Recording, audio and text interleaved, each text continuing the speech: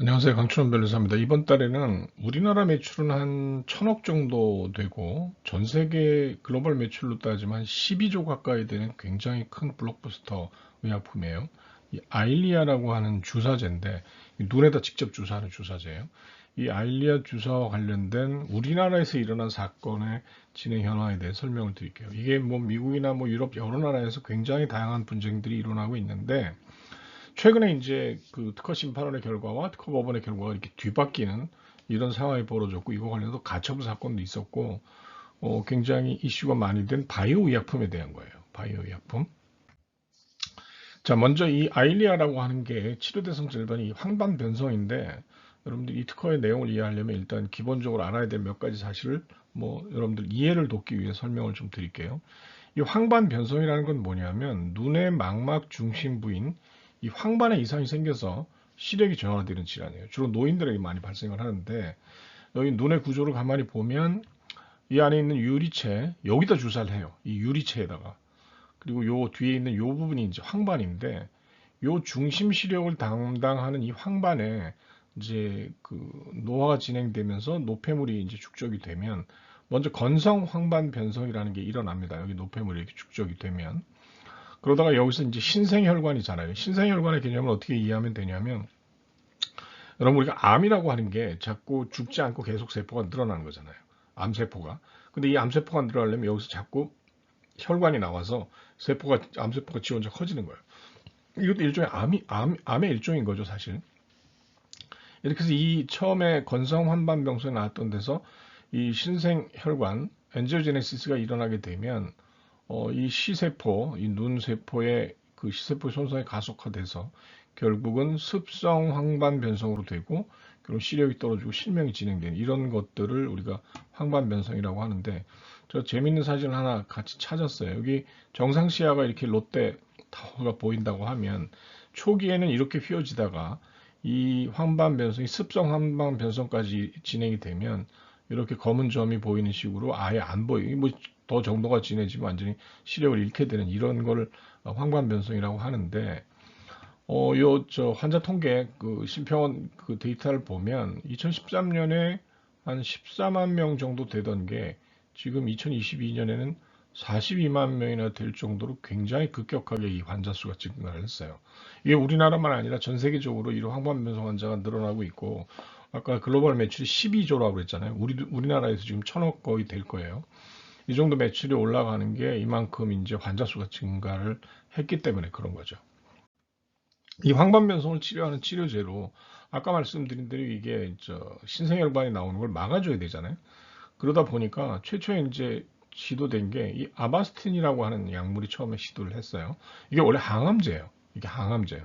항암제로 쓰이던 건데 요 VEGF-A 억제제라고 하는 이 작용 기전을 가지고 이거를 이 수정체에다 투입해서 그 항암변성을 치료하다가 그 뒤에 루센티스 그리고 아일리아라는 약품이 나와서 이런 식으로 이제 치료 주기도 다르고 뭐 안과 질환에게 적용돼 있는데 이게 이제 요 아바스틴 같은 경우는 원래 의학 용도를 이 황반변성 치료제로 허가를 받은 게 아니라 항암제로 받은 거를 쓰다 보니까 이 아바스틴 같은 경우는 보험 적용을 받을 수가 없어요. 이 아바스틴을 만약에 황반변성이 쓰게 될 경우에 그래서 요 아바스틴 같은 경우에는 이런 식의 문제가 있었는데 그 뒤에 나온 루센티스나 아일리아 같은 건 아예 효능 효과를 항반 변성으로 받았기 때문에 이건 건강보험이 적용이 돼서 이것과 좀 다르죠. 그리고 그 뒤에 요 루센티스 그다음에 아일리아가 2007년 13년 허가받은 뒤에 그 뒤에 뭐 비오비나 바비스모나 이런 것들도 허가를 받아서 총 여러 가지 제품들이 이 항반 변성 치료제로 지금 사용이 되고 있어요. 자, 매출을 보면 이게 우리나라 매출입니다. 우리나라 매출인데 지금 1000억을 넘어간 것 같아요, 거의. 근데 여기 바비스모, 요 최근에 나온 거고요, 바비스모는. 그 다음에 비오비오 루센티스, 아일리아가 있는데 요 바이엘 그리고 원래 특허권자는 리제네론이라고 하는 회사인데 아일리아의 매출이 제일 많아요. 그리고 이 매출이 전 세계적 매출이 12조에 가까우니까 뭐 엄청나게 큰 시장이죠. 그러니까 당연히 이 아일리아에 대한 어떤 특허 도전을 당연히 하겠죠. 시장이 전 세계 글로벌 시장이 12조니까 당연히 이제 이 소위 말해서 이거에 대한 제네릭 오리지널이 아닌 제네릭을 만들려고 하는 시도가 이제 여러 회사에서 이루어졌고 또 거기에 이제 특허가 굉장히 다양하게 뭐 당연히 이제 여러 개 특허를 등록을 해놨을 테니까 그 특허에 대한 분쟁들이 많이 생긴 거죠. 뭐 미국에서도 있었고 유럽에서도 있었고 우리나라에서 있었는데 요 사건이 이 아일리아 특허와 관련된 사건이에요. 오늘 설명드릴 내용이. 자, 오늘 설명드리기 전에 여기 제가 붕어빵하고 빈대떡을 제가 표현을 해놨는데 여러분들이 기본적으로 알고 있어야 될 기본적인 어떤 용어에 대한 걸 좀 설명드리려고 제가 붕어빵하고 이 빈대떡을 표현을 했어요. 우리가 일반적으로 케미컬 의약품, 예를 들어 비아그라에 대한 88정이랄지, 뭐 트라젠타에 대한 어떤 뭐 제네릭이랄지 이런 그 화학 물질을 주성분을 하는 의약품의 복제 의약품, 카피 의약품은 제네릭 의약품이라고 하죠. 뭐 영어식 발음 지너릭이라고 하지만 뭐 우리나라 사람 말로 이 제네릭 의약품이라고 얘기를 해요. 그런데 이 생물의약품에 대한 바이오의약품에 대한 카피 복제 의약품은 바이오시밀러라고 한단 말이에요. 근데 왜 이건 뭐 바이오 제너릭 이것도 그냥 제너릭이라고 하면 되지 이건 왜 바이오시밀러라는 별도의 용어를 쓰고 있을까? 미국에서 옛날 초창기 때는 팔로우 온 바이올로직스라고 하는 용어도 썼어요. 근데 이 차이가 바로 붕어빵하고 이 빈대떡의 차이예요. 자, 제가 왜 이 두 개의 비율을 여러분이 이해하기 쉽게 이 두 개의 비율을 들었는데 붕어빵은 붕어빵 틀에 놓고 찍어냅니다. 그러니까 이 뭐 물론 정확하게 센치를 재면 달라질 수도 있겠지만 이 제너릭이 다 똑같아요. 예를 들어서 비아그라 실데나필 사이트레이트라는 화학 구조가 알려져 있고 그 화학 구조를 이제 뭐 특허가 다 끝나고 나면 화학 구조가 공개가 되고 제조 방법도 공개가 될 테니 그냥 그 실데나필 사이트레이트를 화학적으로 합성을 하면 원래 오리지널인 비아그라나 88종에 들어있는 거랑 똑같이 그 실데나필 사이트레이트라는 그 화학 물질은 똑같겠죠, 당연히. 뭐 물론 불순물이나 뭐 일부 이런 차이는 있겠지만 기본적으로 화학 구조는 동일하단 말이에요. 그러니까 일반적인 케미칼 의약품의 복제 의약품 우리가 제너릭이라고 하고 이걸 붕어빵이라고 이야기를 하는데 자 바이오 의약품 같은 경우는 이 케미칼처럼 동일하지가 않아요. 왜? 이건 케미칼하게 합성을 하지만 이 바이오시밀러는 배양을 해서 그게 뭐 어떤 숙주를 쓰건 아니면 뭐 세균에 하건 여러 가지 방법이 있지만 생물학적 방법, 화학적으로 합성하는 것이 아니라 생물학적 방법에 의해서 배양을 하다 보면 절대 오리지널하고 완벽하게 똑같지가 않다는 거예요. 완벽하게. 그러니까 여러분이 빈대떡을 만약에 붙인다고 생각을 해봐요. 빈대떡을 이 붕어빵 틀에 놓고 한다면 뭐 똑같이 계속 나오겠지만 빈대떡은 그 아주머니가 얼마나 국자에 이 반죽을 여기다 붓느냐 그리고 이거를 얼마나 두께로 만드느냐에 따라서 이 크기가 다 다를 거예요. 그러니까 결국은 바이오시밀러는 이 생물학적 배양을 통해서 복제 의약품을 만들기 때문에 이 화학적으로 합성하는 제네릭과 같이 절대 동일할 수가 없다. 그래서 바이오시밀러라는 용어를 쓰는 겁니다. 그러니까 일반 케미칼 의약품은 제네릭이라는 용어를 쓰고 바이오 의약품의 그 복제 의약품에 대해서는 바이오시밀러라는 용어를 써요. 자, 대표적인 게 이 셀트리온에서 이 레미케이드가 오리지널인데 이거에 대한 바이오시밀러는 램시마라는 제품으로 뭐 잘 팔고 있고요. 헐셉틴이라는 것도 허주마라는 형태로 바이오시밀러 지금 팔고 있는데 오늘 설명드릴 이 아일리아라고 하는 거, 전 세계 글로벌 매출 12조가 되는 것도 뭐 당연히 여러 회사에서 달려들었겠죠. 셀트리온은 아이덴젤트라고 하는 제품명으로 이거를 바이오시밀러를 만들었고 삼성 바이오에피스, 삼성 바이오로직스의 자회사인 삼성 바이오에피스는 이게 해외에 출시될 때는 오퓨비즈라는 상품명으로 출시가 됐고 우리나라에서는 아필리브라는 제품명으로 출시가 됐어요. 이게 바이오시밀러가. 그리고 산도즈라고 하는 회사도 NG뷰라는 형태로 바이오시밀러를 개발을 했고 이 바이오콘이라고 하는 회사는 예사필리 그리고 암제는 파블로라고 하는 제품 그리고 삼천당 제약은 SCD411 아직 뭐 제품명은 제가 확인을 못했는데 코드명이 그래요. 이 SB15도 이거 삼성 바이오로직스의 이제 코드명인데 이런 식으로 아일리아의 바이오시밀러는 굉장히 많은 회사가 지금 개발을 해서 뭐 일부는 판매를 하고 있고 이 암젠 같은 경우는 특이하게 이게 미국에서 이 모든 회사에 대해서 리제너론이 가처분을 걸었는데 암젠만 유일하게 빠져났어요. 무슨 버퍼의 차이 하나 가지고. 그래서 암젠은 지금 미국에서 팔고 있고 셀트리온 같은 경우는 리제너하고 합의를 해서 2026년부터 파는 걸로 그렇게 아마 합의가 된 걸로 알고 있고 이 바이오에피스 같은 경우는 적극적으로 도전을 해서 우리나라에서는 지금 제형 특허를 무효를 시켰고 미국에서도 IPR이라고 우리나라 무효심판하고 유사한 형태의 어떤 소송을 진행하고 있어요. 이게 그러니까 이 관련된 소송이 이것뿐만 아니라 굉장히 많은 소송이 전 세계적으로 진행이 되고 있어요. 워낙 시장이 크다 보니까. 자, 이 신문기사를 먼저 설명을 드릴게요. 일단 백그라운드가 여러분 될 만한 건 여러분들한테 지금 설명을 드렸고 기본적인 지식. 자, 이 아일리아 특허에 대해서 문제가 된 특허가 아일리아의 제형에 관한 특허인데 물질 특허는 이미 만료가 됐고요. 이 제형에 관한 특허인데 이 제형에 관한 특허에 대해서 삼성 바이오에피스가 2022년 말에 무효 심판을 청구를 했어요. 이때는 기사 자체가 안 났어요. 제가 한번 그거를 기사 캡처를 하려고 찾아봤는데 2022년 12월에 심판 청구를 했는데 삼성 바이오에피스가 이거 청구할 때 아예 기사 자체가 안 났어요. 기사 자체가. 자, 그런데 이게 문제가 되는데 이 기사가 이제 막 나오기 시작을 한 게 뭐 작년하고 올해 주로 올해 기사들이 많이 났는데 지난해 11월 요게 올해 22년 25년 기사니까 2024년 10월에 리 제네럴의 손을 들어줬다. 리 제네럴이 특허권자니까 심판원에다가 바이오피스가 무효 심판을 청구했는데 리 제네럴의 손을 들어줬다는 얘기는 무효 심판에서 삼성 바이오피스가 졌다는 얘기죠. 요 신결문 제가 구해서 보니까 5인 합의체를 했더라고요. 보통의 심판이 3인 합의체로 보통 끝나는데 이게 5인 합의체까지 해서 나름 열심히 해서 하여튼 2024년 10월에 이 특허가 특허 무효 심판이 기각이 됐어요. 여기 보면 신결문에서 선행기술만으로 해당 제형의 안정성을 쉽게 예측할 수 없다. 그래서 결국 진보성이 부정되지 않는다. 따라서 무효가 아니다. 라고 특허 심판원에서는 리제네로 특허권자가 이겼어요. 자, 여기 일부 기각, 일부 각하라고 했는데 일부 기각은 이제 무효가 아니라고 해서 기각이 된 거고 일부 각하 요게 나오게 된 이유가 뭐냐면 이 심판 단계에서 특허권자인 리 제너럴이 정정 청구를 했어요. 그러니까 정정 청구를 해서 일부 삭제하게 되면 삭제한 부분에 대해서 각하니까 사실 전체로서는 심판에서 삼성 바이오피스가 진 거죠. 무효 심판이 기각이 됐으니까. 자, 이렇게 해서 삼성 바이오피스가 심판에서 2024년 10월에 졌는데 그 심판은 심결을 취소해달라는 심결 취소 소송을 특허법원에 이제 바이오피스가 제기를 했고 이런 와중에 이 특허권자인 리 제너론이 삼성 바이오피스를 대상으로 아까 설명드린 이 제형 특허 바이오피스 그 국내 출시 상품명이 아필리브라고 그랬으니까 요 침해를 주장해서 판매 금지 가처분 신청을 했고 서울중앙지법이 이걸 인용을 해서 5월부터 이 판매 중단이 됐어요. 가처분 신청이 인용이 됐으니까.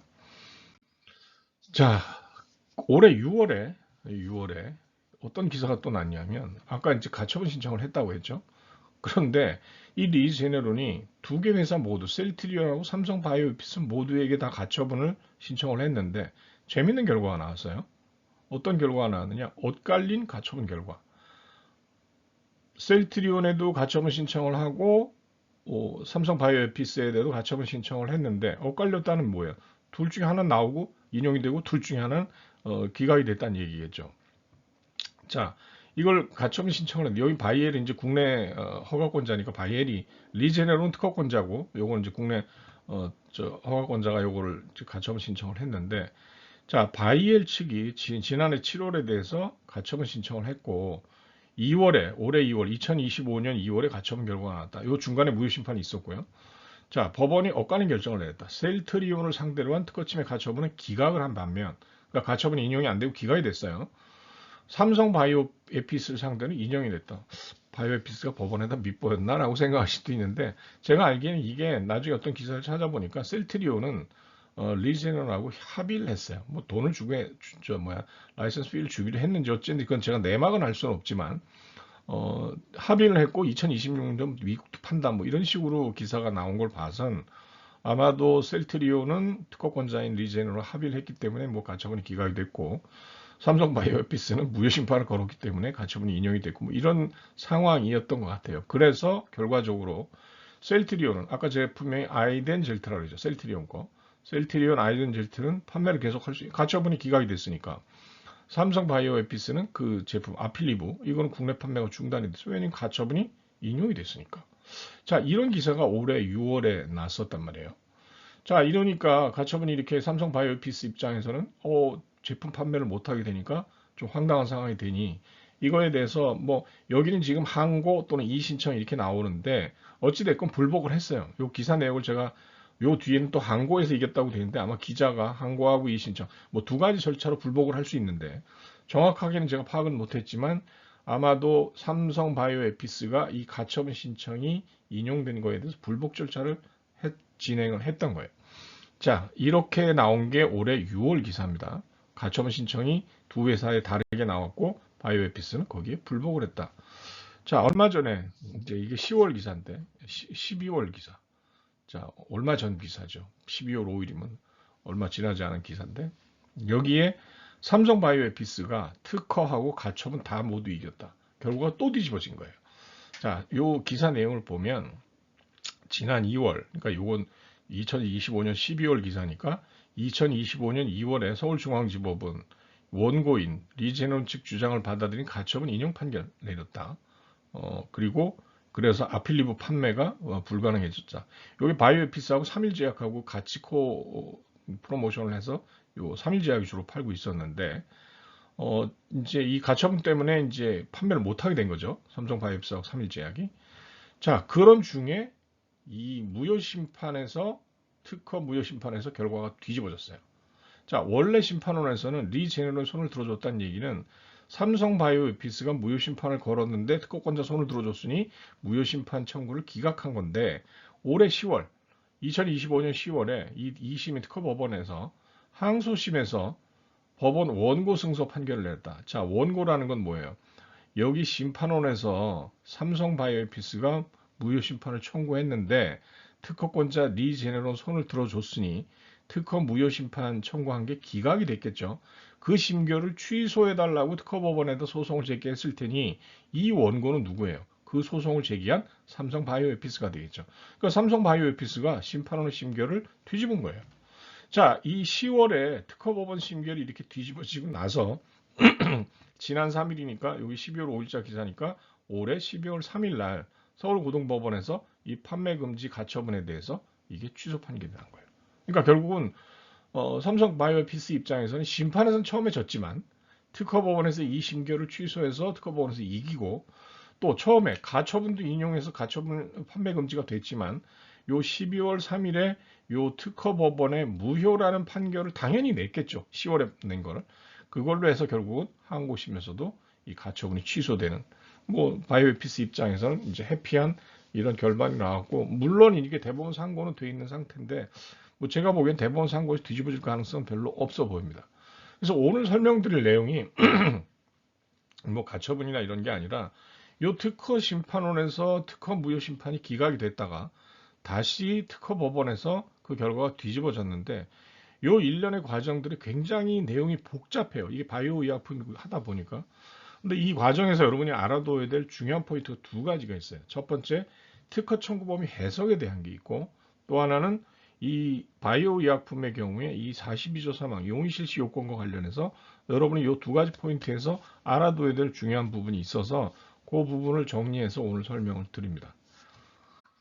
자, 먼저 아일리아가 어떻게 품목 허가를 받았는지 식약처 허가 사항을 보면 두 가지 제품이 있어요. 아일리아 주사가 있고 아일리아 프리필드 슬린지. 뭐 프리필드 슬린지는 이게 주사 같은 경우는 다이알이 있잖아요. 그럼 한번 개봉했다가 뽑아 쓰고 또 뭐 다시 이렇게 하면 낭비가 많으니까 아예 시린지에다 미리 채워 넣어서 여기 보면 용량이 다르죠. 이건 11.12mg인데 이건 7.08mg이죠. 그러니까 이건 한번 쓰고 버리는 거예요. 그냥 일회용이에요. 하지만 뭐 오염의 문제랄지 아니면 요즘 병원에서 제가 옛날에 실험실에서 실험할 때는 이 테스트튜브 같은 것도 다 이거 하느라고 굉장히 힘들어요. 요즘은 다 일회용 쓰는 것 같더라고요. 이런 식으로 병원에서 이걸 쓰고 있는 간호사들 입장에서는 프리필드 슬린지가 굉장히 편하죠. 쓰고 버리면 되니까. 이건 바이알에서 따가지고 충진하고 또 뭐 이럴 필요가 없으니까.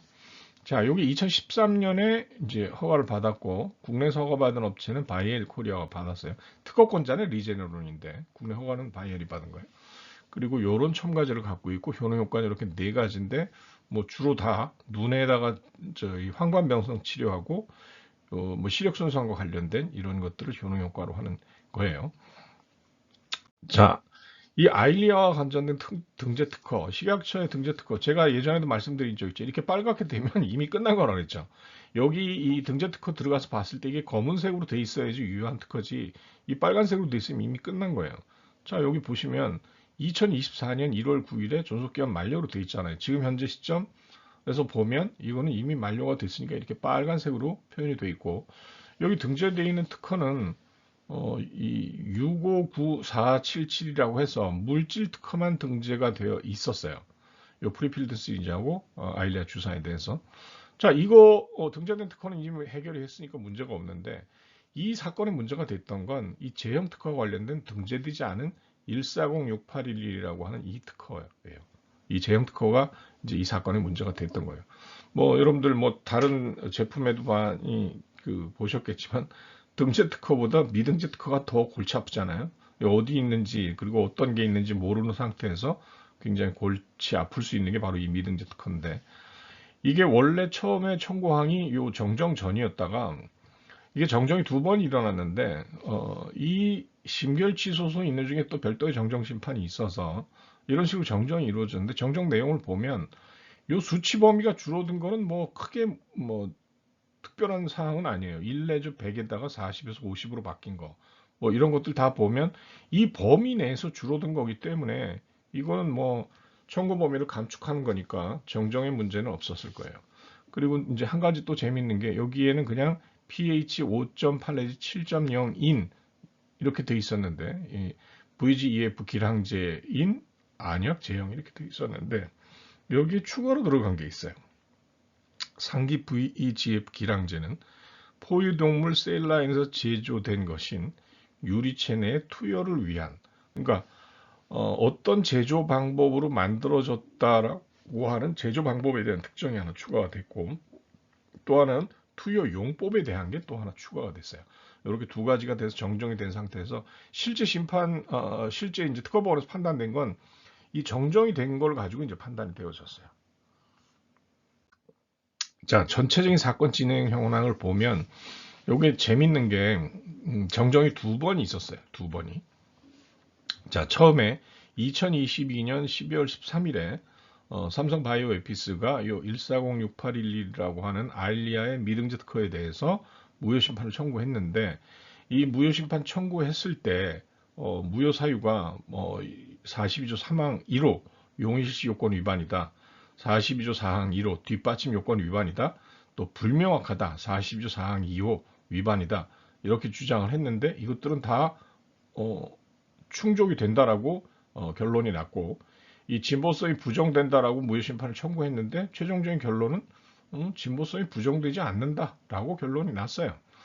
자, 이 무효 심판을 청구하는 과정에서 무효 심판 청구하는 과정에서 무효 심판 절차가 이렇게 진행되는 과정 중에 이렇게 정정 청구가 있었고, 요 정정 청구의 내용이 뭐냐면 아까 설명했던 함량 범위를 축소한다든지 이 유리체내 투여 요거를 한정하는 정정이 있었고, 2024년 10월에 이 무효 심판에 대한 심판원의 심결이 있었는데 정정이 인정됐고, 요런 정정이 인정됐고 무효 심판은 이유가 없다고 기각이 됐어요. 자, 이렇게 무효 심판이 기각이 되니까 삼성 바이오에피스가 요 심결을 취소해달라는 소송을 특허법원에 2024년 11월에 제기를 했고, 요 특허법원 사건이 진행하는 중에 원래 무효 심판을 이제 청구하게 되면 특허권자가 일종의 방어 수단으로 이 무효 심판 진행 중에 정정 청구를 할 수 있어요. 무효 심판 절차의 일부로서 별도의 정정 심판을 청구하는 게 아니라. 근데 이때는 이 특허법원의 심결 취소 소송이 진행되는 중에 별도의 정정 심판을 더 추가를 했어요. 그래서 이때 하나가 더 추가된 게 요 제조 방법, 어디로부터 제조된다라고 하는 제조원을 더 추가로 한정하는 정정 심판을 청구해서 요게 정정 심판이 정정 인정이 됐어요. 그래서 방금 전에 설명드렸던 최종적으로 요 제조 방법과 유리체내 투여는 두 가지가 모두 한정된 상태로 정정이 인정됐기 때문에 실제 특허법원에서는 그걸 가지고 이제 무효 여부가 판단이 되어졌죠. 자, 그런데 올해 10월 30날 이 특허법원 사건에서 판결이 선고가 됐는데, 이 결론이 뭐냐면 무효심판 청구를 기각한 이 심결을 취소했어요. 그럼 결론이 뭐예요? 이 특허가 무효라는 얘기죠. 그리고 이거에 대한 상고를 지금 제기를 했고 내년 4월이 이제 신불 기간이라서 이제 대법원이 현재 사건이 진행 중인데 제가 볼 때는 아마 그대로 확정될 가능성이 매우 높을 것으로 예상이 됩니다. 자, 정정한 내역을 한번 설명을 드리면 최초 출원할 당시에 이런 식으로 특정된, 그러니까 결국은 청구범위 내용을 보면 시퀀스 아이디 넘버 5라고 하는 요게 서열 번호라는 게 있어요. 이제 여러분 뭐 아미노산 서열, 그러니까 단백질은 아미노산으로 구성되잖아요. 아미노산의 여러 개 서열로 구성이 되어지는데 이 특정한 아미노산 서열을 갖고 있는 어떤 그 단백질, 그 시퀀스 아이디 넘버 4라고 하는 폴리펩타이드 체인이죠. 폴리펩타이드가 결국 단백질이니까. 요 기량제를 포함하는 안약 제형인데 여기 중간에 B, C, D 이런 것들은 다 뭐냐면 그냥 중간에 들어갔던 첨가제들이에요. 뭐 등장제랄지, 용매랄지, 뭐 이런 것들, 안정화제랄지. 그러니까 사실은 기술상의 핵심이 뭐냐면 요 첨가제의 어떤 특정한 첨가제를 한다는 게 하나의 어떤 그 기술상의 핵심일 거고 기본적인 거는 요 VEGF 기량제를 포함하는 요 VEGF 기량제의 안약 제형이 기본이에요. 여기에 이제 첨가제가 들어간 게 하나의 어떤 그 구성의 특징이겠죠. 근데 무효 심판 진행 중에 정정된 거는 여기 유리체내 투여, 요 수치 범위 이렇게 한정한 거 더하기 유리체내 투여를 위한 요거만 추가가 됐는데 특허 법원 사건 진행 중에 별도의 정정 심판이 청구가 됐을 때 요게 더 들어간 거예요. 상기 VF 질량제는 포유동물 셀라인으로서 제조된 것이라고 하는 제조원, 그러니까 제조 방법에 대한 게 추가로 더 들어갔고 최종적으로 이걸 가지고 요 정정된 최종 청구 범위를 가지고 특허 법원에서 무효 여부가 판단이 되어졌던 겁니다. 자, 실제 사건의 쟁점은 첫 번째는 이제 청구범위 해석인데 심판원에서는 청구범위 해석에 대해서 별도로 뭐 특별한 판단을 하지는 않았어요. 근데 특허법원 판결문을 제가 구해서 읽어보니까 이 청구범위 해석에 상당 부분 할애를 많이 했어요. 그리고 이게 이 특허가 무효되는데 아주 크리티컬한 포인트가 됐어요. 그래서 제가 아까 이 사건에서 여러분이 이해해야 될 중요한 포인트가 첫 번째가 이 청구범위 해석이라는 거예요. 그리고 두 번째, 이 무효심판 청구한 삼성바이오에피스는 이렇게 많은 것들을 주장을 했어요. 이것들이 다 무효 사유라고. 그런데 이 특허 심판원에서는 이거 다 해당 사항 없다. 그래서 특허가 유효하다라고 했는데 특허법원은 나머지는 전혀 판단하지 않고 요 용의 실시 요건 42조 3항 2로 이게 용도 발명에서 특허가 주는 아주 대표적인 무효 사유인데 이 특허법원 판결에서는 자 특허 청구 범위를 제대로 해석해야 된다. 심판원의 청구 범위 해석이 잘못됐다. 그리고 이 제대로 된 해석, 그러니까 청구 범위에 기재된 그대로 해석을 하면 이거는 42조 3항 용의 실시 요건을 충족하지 못한다. 따라서 이 특허는 무효다. 나머지는 전혀 판단을 하지 않았어요. 자, 오늘 그러니까 설명드릴 여러분이 꼭 기억해야 될 중요한 포인트가 바로 이 두 가지입니다. 청구 범위 해석은 어떻게 하는 거구나 라는 게 첫 번째. 두 번째, 그렇게 제대로 청구 범위 해석을 했을 때 42조 3항 1호 용의 실시 요건은 이런 식으로 판단하는구나. 이게 요 아일리아 특허법 판결문을 가지고 여러분이 배워야 될 두 가지 중요한 포인트예요. 자, 제가 예전에 기본 강의 때 말씀드렸던 슬라이드인데 그때 제가 강조해서 여러분들한테 말씀드렸어요. 이거 중요하니까 꼭 기억해야 된다고. 그게 뭐냐면 특허권은 특허받을 수 있는 발명을 공개하는 대가로 부여되는 것이다 라는 걸 강조해서 말씀드렸고 그때 예를 들어서 말씀드렸던 게 뭐냐면 코카콜라 얘기를 했어요. 코카콜라는 상표권만 갖고 있지 특허권은 안 갖고 있다. 왜? 만약에 코카콜라가 특허권을 가지려면 이 코카콜라의 구성 성분이 뭐고 함량이 어느 정도 되는지에 대한 거를 공개를 하지 않으면 왜? 공개해야 특허를 받을 수 있으니까. 공개하지 않으면 특허를 못 받기 때문에 코카콜라는 상표권만 갖고 있지 특허권을 안 받았다 일부러. 그냥 캐비넷 안에 조성을 숨겨놓고 있을 뿐이다. 자, 그리고 그때 제가 뭐라고 말씀드렸냐면 발명을 공개하는 게 그럼 어떤 방법으로 공개를 하느냐? 시연회나 발표회를 통해서 해야 되느냐? 그게 아니라 추론을 할 때 명세서를 통해서 해야 되고 이 명세서에 그 자신이 한 발명의 목적 구성 효과를 기재해서 특허청에 제출하면 특허청 심사관이 그걸 가지고 심사를 한다. 그러니까 발명을 공개하는 대가로 특허권이 부여된다는 게 중요한 포인트라는 거 말씀드렸고 공개하는 방법은 명세서에다가 발명의 목적 구성 효과를 가지고 그 발명을 공개해야 된다. 이 말씀을 드렸는데 이 발명을 공개하는 대가로 특허권이 부여된다라고 하는 특허제도의 가장 기본적인 원리예요, 이게. 이게 법조문에 어떻게 들어가 있느냐? 발명을 공개하라는 법조문에, 내용이 법조문에. 특허법 42조에 보면 이렇게 돼 있어요. 특허를 받으려고 하는 사람은 출원서를 내야 된다. 이런 사항들을 적어서. 그리고 출원서에는 명세서와 도면을 첨부해서 내야 되는데 이 명세서는 아까 제가 뭐라 했어요? 발명을 공개하는 게 명세서를 통해서 발명을 공개한다고 그랬죠.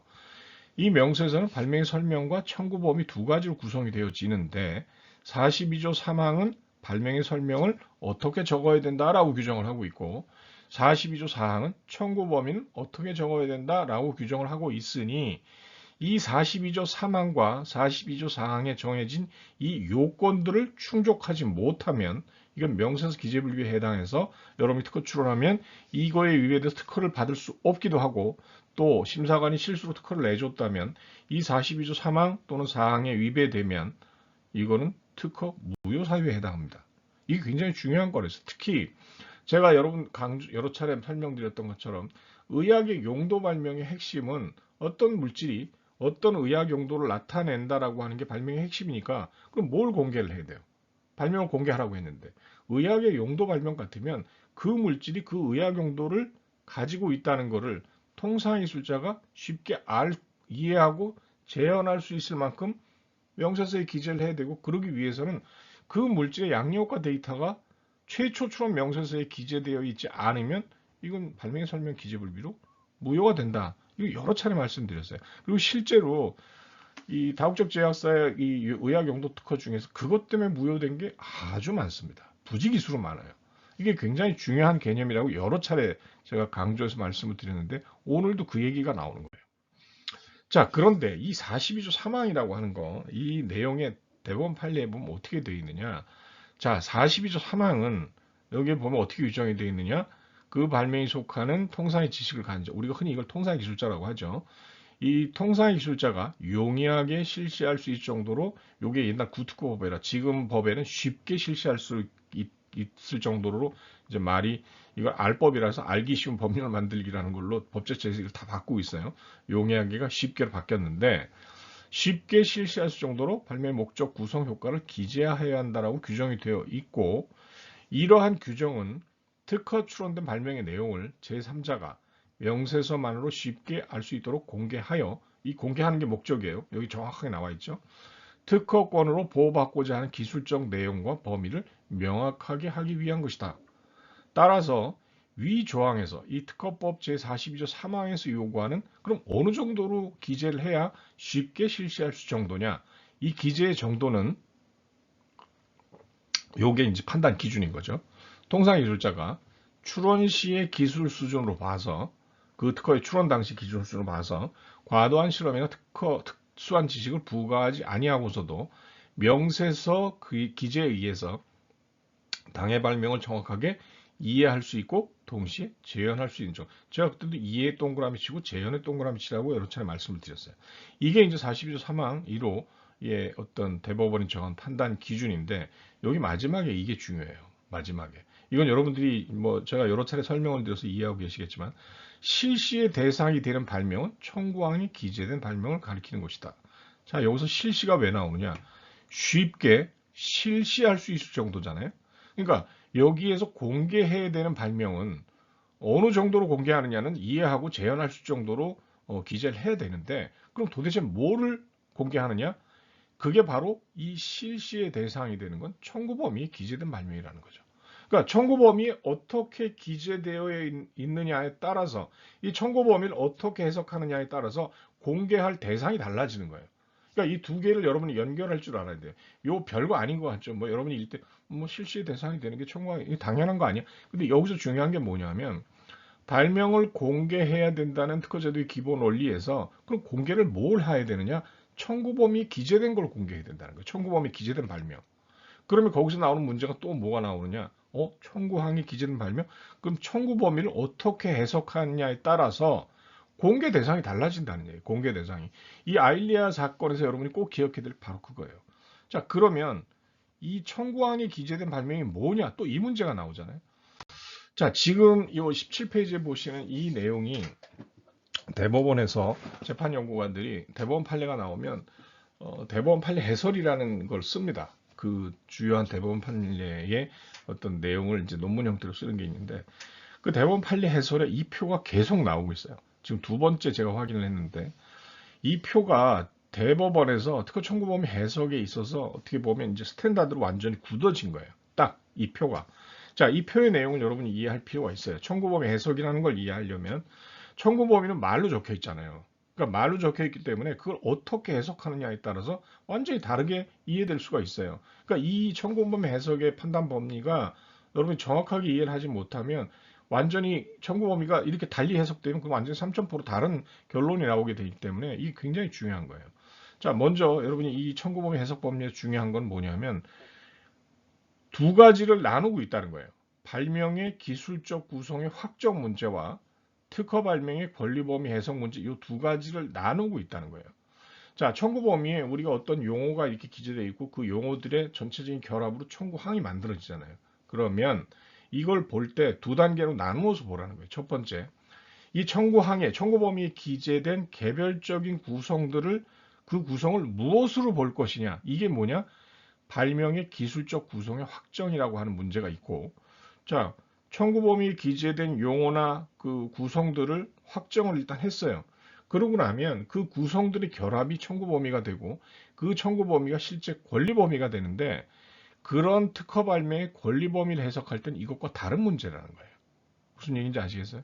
그러니까 무조건 청구 범위를 보고 이건 이거야 라고 얘기하는 게 아니라 두 단계로 나누어서 생각을 한다는 거예요. 첫 번째, 청구범위에 기재된 여러 가지 용어나 그것들 사이에 연결되는 연결어들을 가지고 개별적인 구성을 확정할 때는 어떻게 해석한다는 판단 기준이 있는 것이고 그 뒤에 그 확정된 기술적 구성에 의해서 그 특허 발매의 전체적인 권리 범위를 판단할 땐 또 어떤 법리가 있다. 이게 서로 구별된다는 거예요. 먼저 첫 번째, 기술적 구성을 확정할 때는 문헌 해석의 원칙이 기본이에요.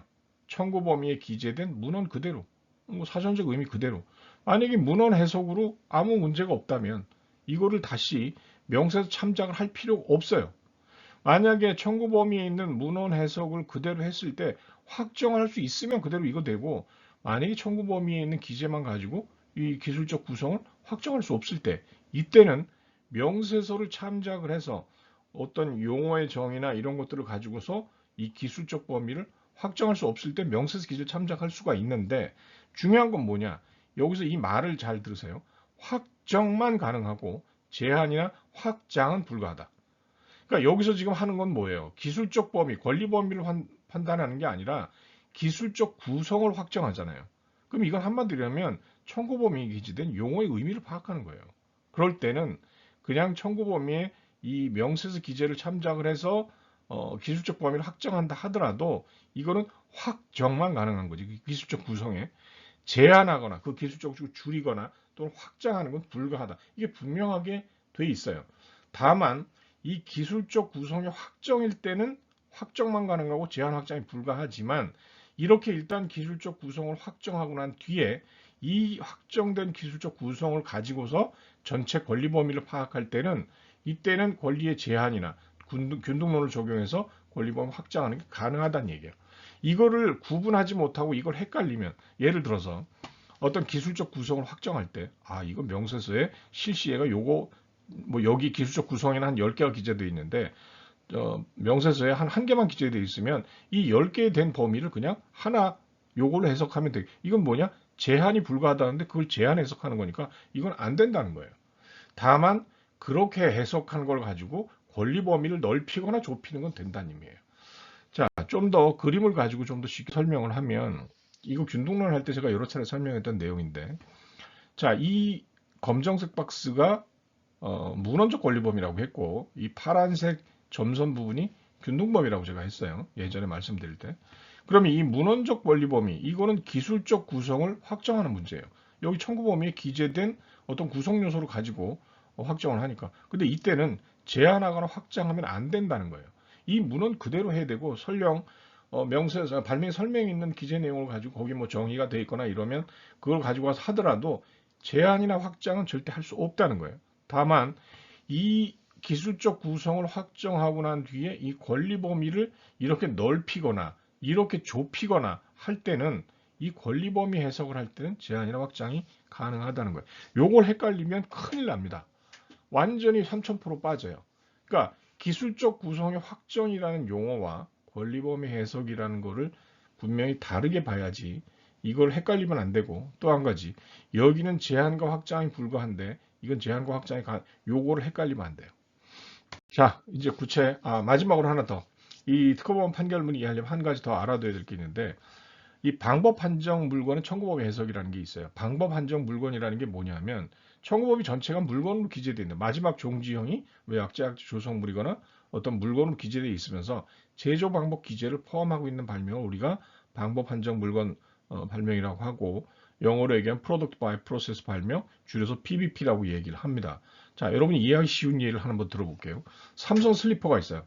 흔히 사무실에서 많이 신는 삼선 슬리퍼가 있는데, 그 특허 발명은 삼선 슬리퍼를 이렇게 어떤 그 압출식으로 해서 이렇게 쭉 집어넣어서 틀에다가 집어넣어서 만드는 제법 1에 의해서 만들어진 삼선 슬리퍼가 있어요.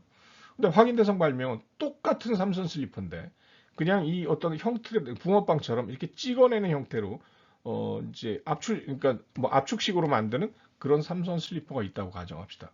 그러면 사출식으로 만드는 삼선 슬리퍼와 압축식으로 만드는 삼선 슬리퍼가 있으면 물건 대 물건으로 비교하면서 삼선 슬리퍼라는 게 똑같죠. 근데 제법을 기준으로 하면 이거는 사출식, 이건 압축식이니까 제법 기준으로 하면 이게 달라요. 자, 이게 침해냐 아니냐라고 질문하면 여러분 뭐라고 답변을 하시겠어요? 어떤 사람은 제법이 다르니까 똑같은 삼선 슬리퍼라고 해도 제법을 기준으로 보면 다른 거니까 침해가 아니다, 이렇게 주장하는 사람도 있을 것이고, 제법이 설령 다르도 최종 결과인 물건이 같으니까 이거는 침해다, 이렇게 주장하는 사람도 있을 거예요. 그래서 과거에 이거에 대한 논란이 많았는데 이 2015년에 대법원 판결에서 어떻게 나왔냐면 최종적으로 결론이 났어요. 자, 어떻게 났냐? 제조 방법이 기재되어 있다 하더라도 발명의 대상은 제조 방법이 아니라 최종적으로 얻어진 물건 자체이므로 이와 같은 발명이 이제 물건의 발명에 해당한다. 아까 삼선 슬리퍼 사출식이나 압축식이나 똑같이 물건의 발명에 해당된다. 그리고 여기에 청구범위에 기재된 제조 방법은 최종 생산물인 물건의 구조나 성질에 특정하는 하나의 수단으로서 그 의미를 가진다. 이게 중요해요. 만약에 여기 사출식이나 요 압축식이나 이 방법이 이 물건의 어떤 뭐 탄성이나 형태나 이런 거에 영향을 미치면 이건 고려 대상이 될 수 있다는 거고, 만약에 영향을 미치지 않은 고려 대상이 아니라는 거예요.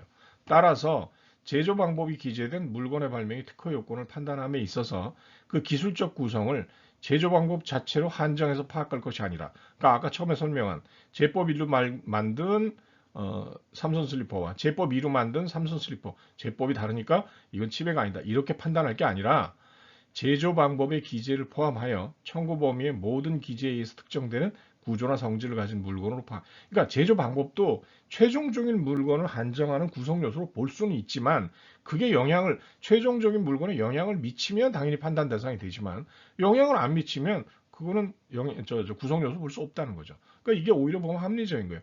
그러니까 아까 설명한 제법 기준으로 볼 거냐, 물건 기준으로 볼 거냐, 이게 아니라 이 제조 방법이 최종적인 물건에 영향을 미치면 이 구성 요소로 보고 영향을 안 미친다면 구성 요소 안 보겠다. 이게 이제 대법원의 확립된 판단이에요. 이 제법 판정에 대한 것도 이따가 보면 특허법 판결문에 일부 나옵니다. 자, 지금 백그라운드 설명 다 마쳤고 이제 구체적으로 특허법 판결문 내용으로 갈게요. 핵심 쟁점이 뭐냐면, 이 사건의 핵심 쟁점이 뭐냐면, 자, 요 청구 범위 1항이 돼 있어요. 나머지 첨가제들은 다 빼고 요 시퀀스 아이디 넘버 4에 아미노산 서열을 포함하는 BEGF 기량제, 요 BEGF 기량제는 단백질이고, 단백질은 폴리펩타이드고, 폴리펩타이드는 아미노산이 계속 이렇게 연결된 체인이겠죠. 아미노산 체인. 자, 요 BGF 기량제가 여기에 좌측에 나와 있는 이거예요. 여기 보면 시퀀스 아이디, 요게 이제 서열 목록이라는 이 바이오 관련된 특허 추론 뒤에 붙어 있는 건데, 여기 넘버 4라고 돼 있죠. 요게 시퀀스 아이디 넘버 4예요. 그러니까 네 번째 서열이에요. 그러니까 첫 번째 서열, 두 번째 서열 이렇게 나왔는데, 여기 보면 이 네 번째 4번 서열이죠. 4번 서열에 처음에 1번 메치오닌부터 시작해서 맨 마지막에 455, 6, 7, 8, 458번 리신까지 그리고 쭉 연결된 폴리펩타이드 체인이 이 BGF 기량제인데 특허권자는 뭐라고 주장하느냐? 1번부터 26번 요거 빼고 또 458번 요거 빼고 요 27번부터 457번까지 요 아미노산으로 구성된 단백질을 요 BEGF 기량제로 봐야 된다. 왜냐하면 요 앞부분에 있는 1번부터 10은 신호서열, 뭐 시그널 펩타이드라고 하는 거고 요 뒤에 46은 클리핑 현상이라서 그걸 제거하는 것이 이미 다 알려져 있으니까 여기 나오는 BEGF 기량제는 27번부터 450, 요 세린부터 요 글리신까지 요 아미노산으로 구성된 폴리펩타이드 체인으로 봐야 된다. 라는 게 이제 특허권자 주장이고 특허 법원은 뭐라고 하느냐? 이 청구 범위에 보면 시퀀스 아이디 넘버 4의 아미노산 서열 이걸 포함하는 BGF 기량제라고 되어 있고 아니 명세서에 보면 시퀀스 아이디 넘버 4의 아미노산 서열이 요 1번부터 458번이라고 여기 딱 돼 있는데 이게 왜 이 앞에 뒤에 빼고 요 중간 걸로 봐야 되느냐? 이게 이제 특허 판단인 거예요. 여러분 이걸 어렵게 생각하지 마시고요. 여러분이 만약에 어떤 화학 물질에 대한 청구 범위라고 가정해 보면 여기에 어떤 화학 구조식이 이렇게 그려 있다고 칩시다. 그리고 R1, R2, R3 이렇게 돼가지고 치환기 정의가 다 돼 있는데 특허권자는 그렇게 주장하는 거예요. 이 치환, 이 화학 구조식에서 R1은 빼고 R2, R3, R4만 해서 그 화합물을 특정하는 게 맞다라고 주장하는 거고 특허법원 입장은 아니 청구 범위에 발명의 설명에 이렇게 R1, R2, R3, R4 딱 해서 화학 구조식 특정이 됐으면 그걸로 봐야지 왜 R1을 빼고 봐야 되느냐. 이게 이 사건에서 핵심 쟁점이에요. 자, 특허권자가 어떻게 주장을 했느냐 하면 요 시퀀스 아이디 넘버 4 그냥 4번이라고 할게요. 4번 아미노산 서열 포함하는 단백질은 요 27하고 457, 요 중간에 있는 부분으로 해석이 되기 때문에 이거 통상기술자가 쉽게 이걸로 이해할 수 있다. 자, 그 이유를 쭉 이렇게 설명하고 있는데 특허 발명은 마지막에 제형으로 끝나는 제형 발명 아니냐. 그리고 이 제형 발명이라는 게 보면 이 어떤 단백질을 할 때 원래 아미노산 이전에 유전자 서열이 있겠죠. 유전자 서열을 해서 번역을 해서 변형을 통해서 마지막으로 성숙한 형태의 단백 요 27에서 앞에 26번까지 빼고 뒷부분에 있는 458 떨어지고 요 성숙한 단백질로 이해할 것이다. 자, 특허 명세서에 보면 융합 단백질이 요런 단백질 구성된다라고 돼 있고 요 27번부터 457을 포함하고 이 포유동물 셀라인에서 발현되어 번역 후 보형될 수 있다. 이제 번역은 유전자 서열에서 아미노산 서열로 변경되고 다시 또 모디파이 될 수 있다. 이런 얘기인 거죠. 그리고 서열번호 4의 아미노산은 요 1번부터 26은 신호 서열이고 단백질 말단의 라이신 458번은 단백질 중에 클리핑된 제거된다. 이게 이미 기술상식으로 알려져 있다. 그러니 요 앞부분하고 뒷부분 빼고 27번부터 457번까지의 단백질로 이렇게 인식할 거다. 그리고 이건 제형 발명이니까 양력과 데이터가 반드시 필요 없다. 이렇게 특허권자는 주장을 했어요. 이것에 대해서 이제 특허 법원이 판단을 했는데 아니 청구 범위에 보면 시퀀스 아이디 넘버 4, 4번 아미노산 서열을 포함하는 VEGF 기량제라고 돼 있으니 아니 청구 범위에 그렇게 돼 있고 뒤에 또 명세 뒤에 보면 시퀀스 아이디 넘버 4에서 아미노산 서열도 1번부터 458번까지 쫙 돼 있으면 그걸로 해석을 해야지 이 문헌 그대로 해석을 해야 된다는 거죠. 이제 특허법원의 판단은 자 특허 명세서에 기재된 걸 보면 여러 아미노산이 쭉 펩타이드 결합된 이 사슬이 폴리펩타이드 그리고 이게 단백질이라 부르고 있고 또 어떤 단백질의 정체를 파악하고 식별하는 게 이 아미노산의 어떤 시퀀스 가지고 하는 게 기술 상식이죠. 사실이죠. 시퀀스 아이디. 그리고 청구 범위에 보면 활성 성분으로 시퀀스 아이디 넘어 4번 아미노산 서열 이렇게 기재가 되어 있고 이 명세서 뒤에 붙어 있는 이 서열 목록에도 보면 이 시퀀스 아이디 넘버 4가 458개 아미노산으로 합성된 서열이라는 이 쭉 기재가 되어 있잖아요. 그러면 거기에 1번부터 458번까지 아미노산 종류가 뭐고 순서가 어떻다는 게 그대로 확인이 되니 아니, 추론 입장에서는 이거 보호받고자 하는 단백질이 이 4번 아미노 서열 이 단백질 아니냐. 그리고 이 청구 범위에 포유동물 셀라인 이게 이제 정정에 추가된 거죠. 아까 제가 말한 PBB가 여기 나와요. 제조 방법에 관한 한정이 있긴 하다 이거예요. 하지만 아니 이런 단백질은 이 시퀀스로 특정할 수 없는 경우에 예외적으로 이제 제조 방법에 대한 어떤 걸 인정할 수가 있는데 아니 이거는 지금 니 추론 명세서 맨 마지막에 시퀀스 아이디 넘버 4 아미노산 서열이 명확하게 기재가 되어 있는데 왜 갑자기 여기서 제조 방법을 특정해서 이걸 달리하라고 하냐.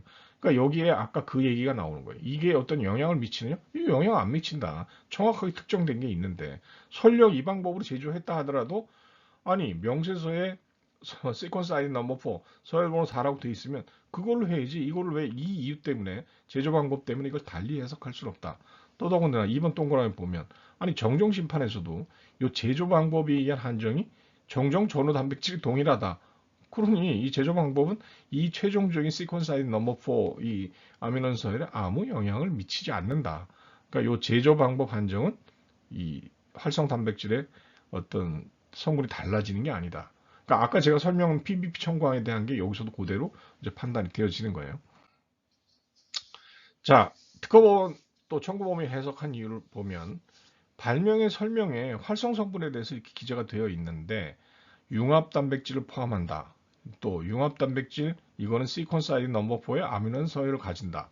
그리고 여기 보면 뭐 바람직한 구체예 그리고 또 더 바람직한 가장 더 바람직한 게 시퀀스 아이디 넘버 4의 융합 단백질이라고 4번 서열이라고 얘기를 하고 있잖아요.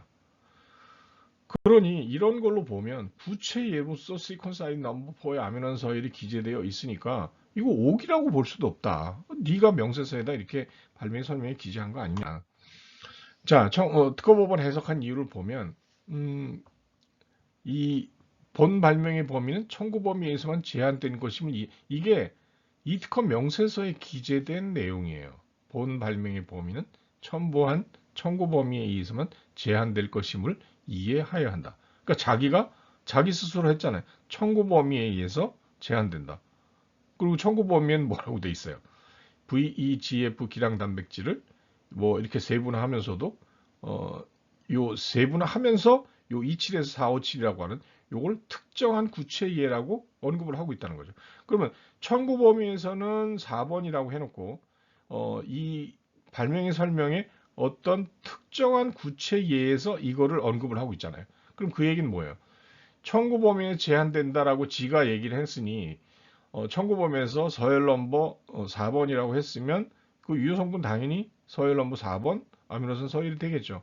그래놓고 나서 발명 설명에 특정 구체예가 이 27번부터 45, 457번 요 중 앞에 띄고 뒤에 낀 그 아미노산 서열이라고 했는데 이걸 가지고 청구 범위에 있는 활성 성분을 청구 범위에 있는 문헌적 기재와 다르게 요 27에서 457, 요 앞에 26번까지 떼고 458번 띈 이걸로 한정할 수는 없다는 거죠. 여기 보면 이렇게 돼 있잖아요. VGF 기량제는 융합 단백질을 포함한다. 바람직한 구체에는 시퀀스 아이디 넘버 2, 더 바람직한 게 시퀀스 아이디 넘버 4라고 지가 써놨어요.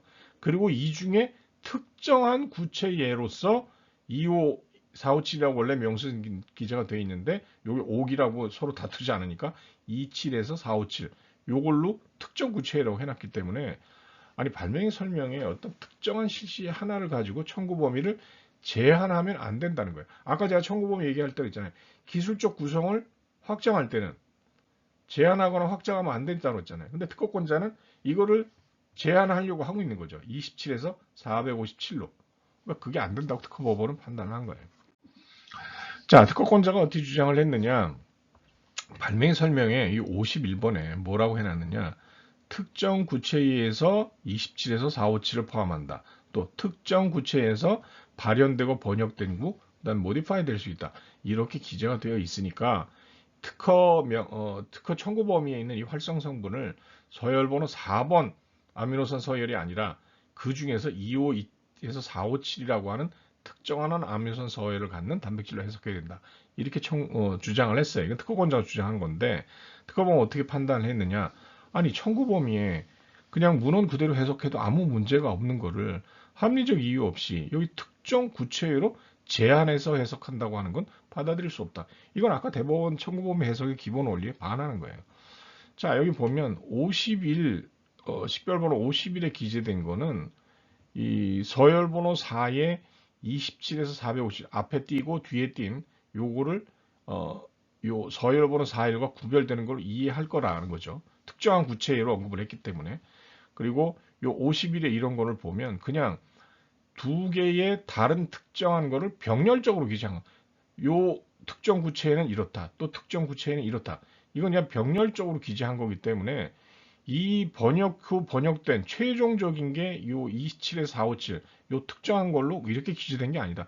요건 하나의 예일 뿐이라는 거죠. 특정한 구체의 예. 자, 이 다만 요 세 번째 체크를 보시면 단백질을 발현시켜 유전자 서열에서 단백질을 발현시키는 경우에 이게 번역되고 난 뒤에 변형 과정에서 단백질 성숙에 관여하는 어떤 라인이고 이럴 때 이 신호 서열 앞부분 빠진 1번부터 26번까지 요 시그널 펩타이드가 제거되는 게 일반적이어서 뭐요 이 1번부터 26 위치가 신호 서열을 암시하고 있는 걸로 볼 여지도 있다고 일단은 얘기를 했어요. 그런데 이 동그라미 2번하고 동그라미 2번에 있는 기재 내용들을 가만히 보면 특허번은 어떻게 판단했느냐 하면 이게 설령 1번부터 26, 요 앞에 있는 게 신호서열이라고 한다 하더라도 이 전체 1번부터 140, 458번 전체인 서열번호 4번에 대한 게 이게 완전히 불가능한 것도 아니지 않느냐. 중간 단계에 충분히 생성이 되니까. 그래서 이걸로 제한 해석할 수는 없다. 이제 특허권자는 계속 이거를 이걸로 제한해야 된다고 주장을 하고 있고 특허법원은 안 된다. 그냥 청구 범위에 서열번호 4번이라고 돼 있으니 그냥 시퀀스 아이디 넘버 4 그걸로 해석을 해야 된다. 이렇게 서로 엇갈린 특허권자의 주장을 특허법원이 기각을 한 거예요. 자, 또 다른 특허권자 주장에 대한 어떤 특허법원의 판단을 보면 발명의 설명에 보면 특정 구체의 기초에서 요 458번 이제 맨 말단에 라이신이 떨어져 나가는 걸 갖고 이제 클리핑 현상이라고 설명이 될 수 있기 때문에 이 청구 범위에 있는 서열번호 4번의 아미노산은 이 458번 맨 마지막에 있는 라이신을 제거된 형태로 해석을 해야 된다라고 주장을 하니까 이거에 대해서 특허법원이 어떻게 판단을 했느냐 이제 앞에 신호서열 요게 1번부터 26번 앞부분에 있는 서열과 마찬가지로 이 클리핑 현상에 대해서 특허 명세에 직접적으로 언급되어 있지 않다는 거죠.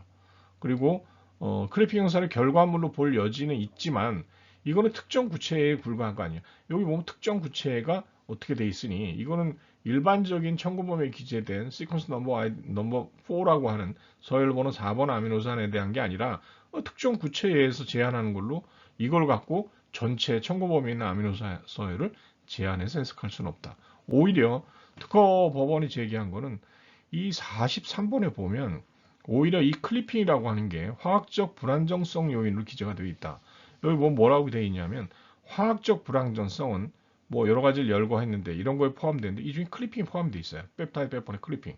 요것도 화학적 불안정성의 하나로 이 지 명세서에 자기 명세서에 이렇게 되어 있단 말이죠. 그러면 만약에 이 전체 서열번호 사이에 아미노산을 포함하는 다 이게 특허 법원이 해석하는 거고 이 서열번호 4번 중에 27에서 457 요게 특허권자가 주장하는 그러니까 단백질을 특허 법원은 이렇게 해석해야 된다고 판단을 한 거고 특허권자가 이렇게 주장을 했음에도 이 클리핑이라고 하는 게 이런 화학적 불안정성의 원인이라고 네 명세서에 네가 기재하지 않았냐. 그러면 이 클리핑이라고 하는 거에서 화학적 특성이 이렇게 달라지고 그러면 제지학적 특성이 달라져서 제형 설계가 달라져야 될 거기 때문에 이걸 당연히 없다. 458번 라이신이 당연히 없다라고 해석하는 것은 기술적 관점에서 타당하지 않다. 이렇게 주장을 한 거죠. 또 이제 특허권자 주장이 이게 지금 물질 특허나 이런 게 아니라 제형 발명이니까 그 어떤 성숙한 형태의 공지 단백질, 그러니까 중간 앞에 1번부터 26번 떨어지고 458번 떨어지고 가운데 있는 요것만으로 통상 기술자가 해석할 거다 이렇게 주장을 했는데 특허 법원은 아니 제형 발명은 공지 물질을 투여해서 이런 제작적 성질을 계산한 발명이 많은 것은 사실이다. 하지만 약지학적 제형이나 약학 조성물 발명이 반드시 공지 물질에 대한 거, 뭐 신규 물질 하면서 거기에 종속항 맨 뒤에 약지학 조성물 제형 발명이 들어갈 수도 있잖아요.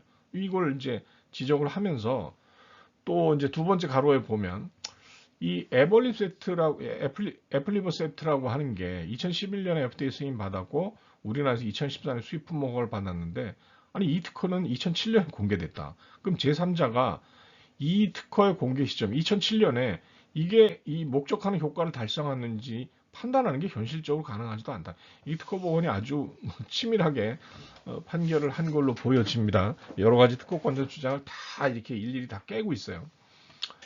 그래서 발명의 설명에 이런 게 명시돼 있다고 해서 이걸 가지고 어떤 뭐 이런 식의 이걸 인식할 수 있다. 통상예술자가 그게 합리적이지 않다라고 했고, 청구 범위하고 발명의 설명에 이 제형의 주성분이 sequence ID number 4 서열 번호 4의 단백질이라고 기재되어 있는 이상 실제 이 특허 발명이 목적하는 효과, 이게 제형 발명이니 어쩐지 이걸 따져서 활성 성분을 확정해야 되는 거야. 그러니까 이게 특허권자 주장이 말이 안 되는 게, 제형 발명이니까 청구 범위에 기재된 활성 성분을 앞에 신호서열 띄고 맨 마지막에 클리핑하는 거 떼고 27번부터 457번까지 해석을 해야 된다. 이게 말이 안 된다고 이제 판단을 한 거죠. 자, 네 번째, 이 특허권자가 뭘 또 주장을 했느냐 하면, 이 정정 발명, 이게 제형 발명이잖아요.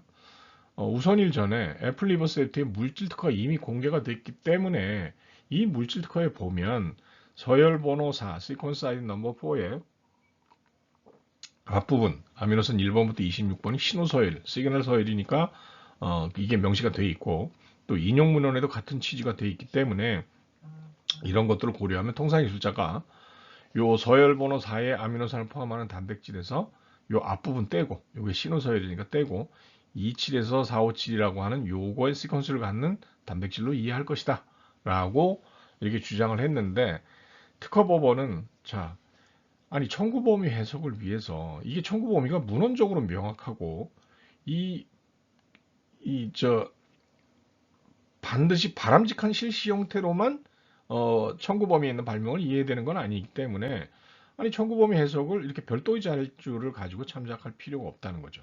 그러니까 이게 아까 제가 설명드린 기술적 구성의 확정에서 1번, 2번 나눴잖아요. 1번이 뭐예요? 문헌적으로 확실하면 그냥 문헌적으로 판단하면 되는 거예요.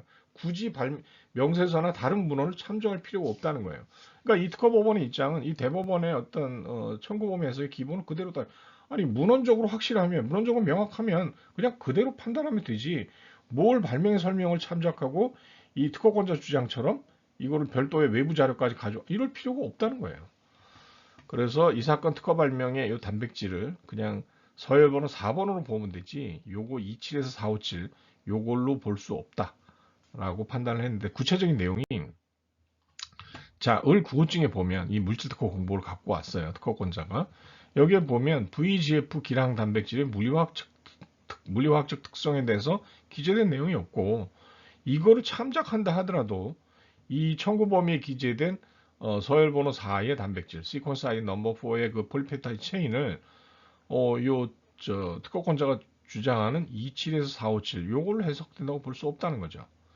자, 이 을구호증, 이 물질 특허 공보에 보면 요 서열번호 4의 아미노산 포함하는 폴리페타이드 체인이 24A, 24C, 이게 그림으로 이제 옛날에는 그게 다 도면으로 들어갔어요. 그 폴리페타이드 체인이 이걸로 제시되어 있고, 요 중에 1번부터 26이 신호서열이라고 되어 있긴 하다는 거예요. 그런데 여러 가지 이유를 쭉 달고 있는데, 첫 번째 동그라미 보면 이 물질 특허 공보에 보니까 이 제형 특허에 관한 청구 범위와 달리 여기는 아미노산 서열뿐만 아니라 핵산 서열까지 동시에 기재되어 있다. 핵산 서열에서 아미노산으로 해석되는 게 또 달라지는 수도 있으니까, 그래서 기술적 의미가 다르게 해석될 여지가 있다는 게 첫 번째 동그라미. 자, 두 번째 동그라미 보면 전체 아미노산의 길이와 조성이 다르다.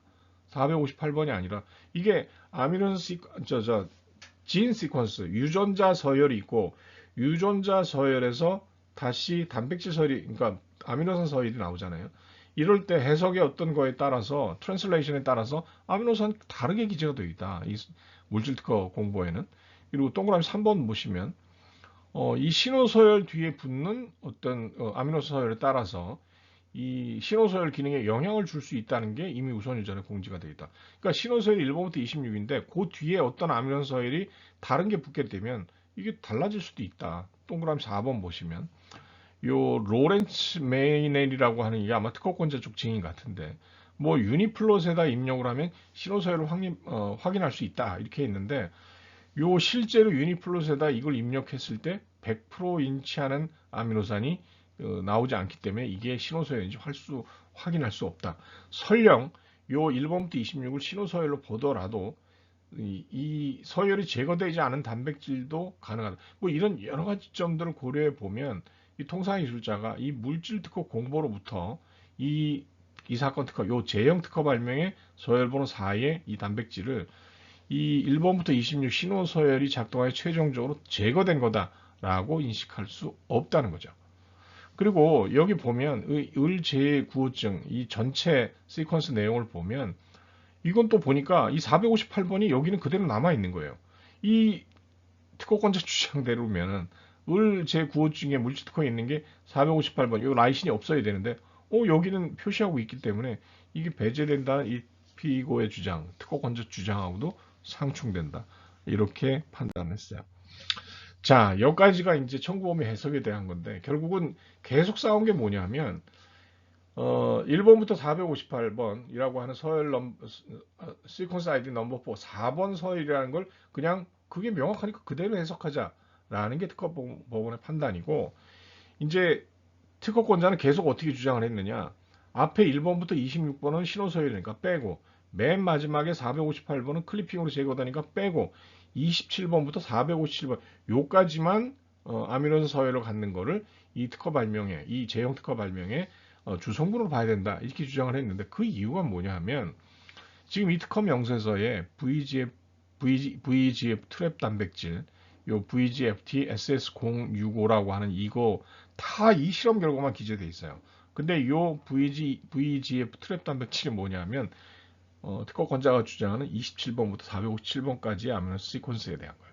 그러니까 결국은 이 특허 명세서에는 서열번호 4, 1번부터 458번의 시퀀스 아이디를 갖는 단백질의 효과가 기재된 게 아니라 특허권자가 계속 그렇게 축소 한정 해석해야 된다는 27번부터 457번의 서열을 갖는 단백질의 효과만 기재되어 있는 거예요. 실험 결과가.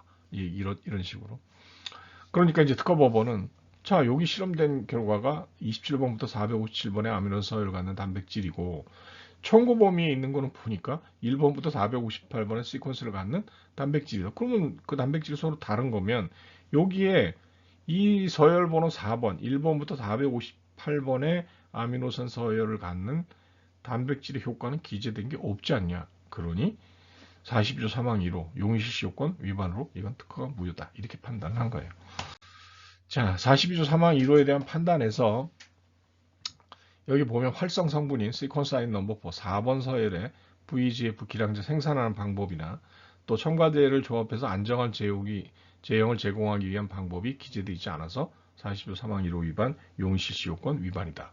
라고 판단을 했는데, 여기 보면 이제 이런 얘기가 있어요. 요 신호서열 1번부터 26번에 대한 게, 분해된다고 일관되게 주장을 하고 있어요. 특허권자는. 그리고 요 로렌츠 메이넬, 이거 특허권자 쪽 증인인 것 같은데, 이 서열번호 4의 아미노산 서열을 생산하는 것은 현실적으로 불가능한 어렵다. 이 얘기는 뭐예요? 특허 청구부에서 청구하고 있는 이 활성 성분을 못하겠다고 지가 스스로 얘기하고 있잖아요. 그러니 이거는 서열번호 4의 아미노산 단백질 생산하는 것 자체가 불가능하다. 이렇게 판단을 했고, 자, 두 번째. 여기도 윌리엄 그레엄 박사라고 하는 사람이 진술서가 있는데 여기 내용을 보면 어떤 내용이 있느냐. 저와 저의 동료들은 애플리버셉트, 즉 시퀀스 아이디 넘버 4 아미노산의 27에서 457을 갖는 단백질만 사용했다. 그러니까 그 얘기는 뭐예요? 서열 번호 4번, 1번부터 458은 안 했다는 얘기잖아요. 자기 스스로 27에서 457만 했다는 얘기잖아요. 우리는 이 전체 서열, 시퀀스 아이디 넘버 4 전체 서열, 즉 아미노산이 1번부터 여기 457이라고 되어 있는데 아마 그 클리핑 됐다고 8번은 띈 것 같은데 이걸 갖고 연구한 적은 없습니다라고 이렇게 썼어요. 그러면 치료적 목적으로 시그널 서열을 갖는 전체 단백질을 연구한 사례를 알지 못합니다. 1번부터 26 다 포함한 거는 자기들이 안 했다는 얘기잖아요. 그런데 청구 범위에는 1번부터 이 458까지 전부 다를 갖는 걸 청구 범위에 적고 있어요. 청구 범위. 그래서 이러한 실시에는 뭐 여기 보면 여기 발명의 설명에 기재된 실시에를 보면 아까 제가 이제 쭉 표 열고 해드린 거 시퀀스 아이디 넘버 4 서열 번호 4번에 27에서 457번의 아미노산 서열을 포함하는 VGF 기량제를 통해서 얻어진 실험 결과를 기재한 거다. 이거는 1번부터 458번을 가진 서열의 이 VGF 기량제로 얻어진 실험 결과가 아니라는 거죠. 이거는. 자, 근데 앞서 본 바와 같이 단백질 구성은 아미노산 서열이 다르면 이게 물리학적 특성이 같다고 볼 수가 없고, 서열 번호 4의 아미노산 서열을 갖는 단백질. 이게 뭐냐면 1번부터 458번을 갖는 단백질과 서열 번호 4의 아미노산 27번 4. 이 특허권자가 계속 이걸로 해석해야 된다라고 주장했던 거.